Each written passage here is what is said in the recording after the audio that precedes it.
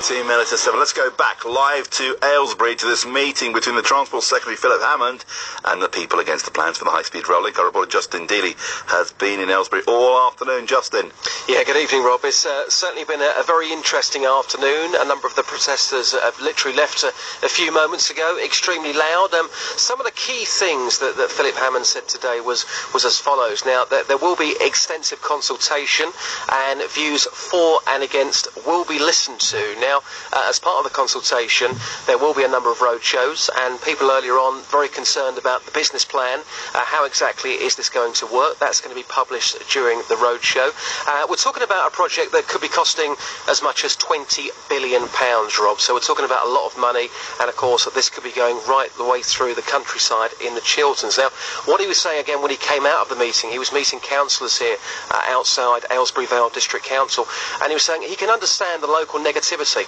Why the people were here today, why they were so upset, but he can also understand the national benefits of this. Now, if we look at HS1, HS1 is already in play. It's at Kent. Now, that project cost £6 billion. It's being sold for around 1.5. Now, he calls that a national success story. We asked him that question. He didn't really give us an answer to that earlier on. You can hear the conclusion to that on breakfast tomorrow morning. Now, if this scheme does go ahead, we're looking at around 2017 for construction work.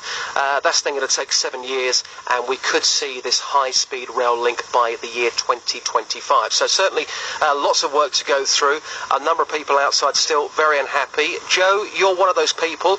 You've had your megaphone shouting, what a waste of money. Why is this a waste of money, do you think? Well, it is an absolute waste of money. What you said about HS1 in Kent is absolutely right. But the other thing you've got to bear in mind is by now it's meant to be carrying 24 million passengers a year. It's managing 7.5. They've had to cut the trains because there's no one using it. It's 60% down on forecast. That's just to stem the losses, and it's still losing money. With High Speed 2, it's almost exactly the same. They're saying the current passenger levels on the West Coast Main Line of 45,000 people a day will somehow be magicked into 146,000 people per day. So more or less the same sort of proportions you're looking at with how it's missed with HS1.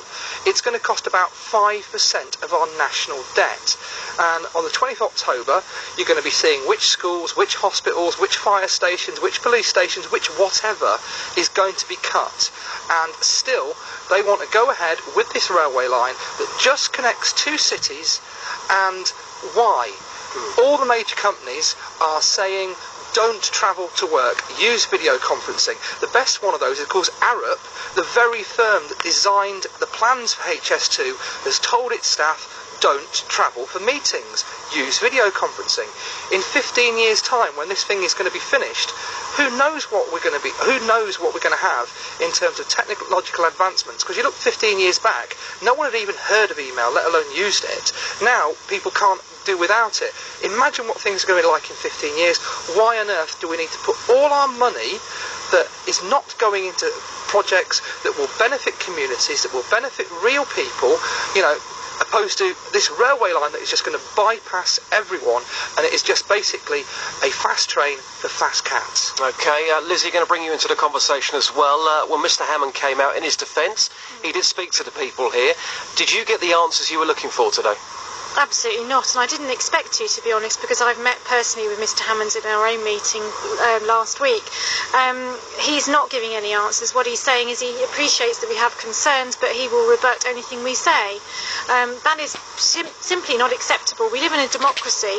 Those of us who have studied the plans, probably in more detail than he has done, understand that there is no business case for this, no environmental case, and we can't afford it. Now, you talk about the environmental case. Just explain in a bit more detail what you mean by that, because according to this plan, these trains, they are environmentally friendly. It's the future. No, he's actually admitted in our meetings that the best that this will achieve is it will be carbon neutral, but they haven't decided how they're going to achieve that. The speed that this goes at, the fuel that will be required, the electricity that will be required, we are going to need more power stations.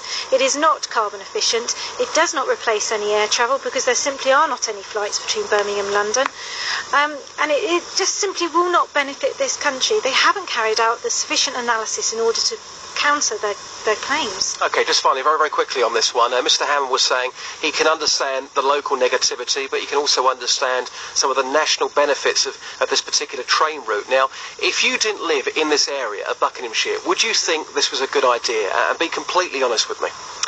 If I thought the government had taken care enough to make the business case be actual fact, yes, I would probably think it was. What we're trying to raise awareness of is that the business case does not have any merit and it does not stack up. This is propaganda by the government to say this will produce economic benefits that simply will not exist in 15 years' time. OK, very briefly, Joe, a final word from yourself.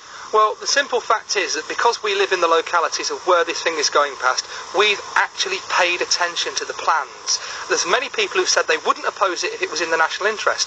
We've paid attention, we've looked into the documents, and it is not in the national interest. It is just something that the government want to do because it sounds good. The benefits end there. Thank you very much indeed for your time, Roberto. I have to say, I've been to many protests in my time working for the radio station, and these people here today are so passionate about what they believe in.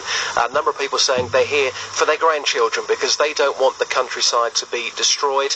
I think a number of people have come here today looking for answers. They clearly haven't got them. I mentioned earlier on, Rob, that I did manage to grab literally 3 or 4 minutes with Mr Hammond earlier on today, and most of the questions that we asked him, we didn't really get an answer on, apart from when was the last time you used a train that wasn't overcrowded, it wasn't overpriced, and it was clean?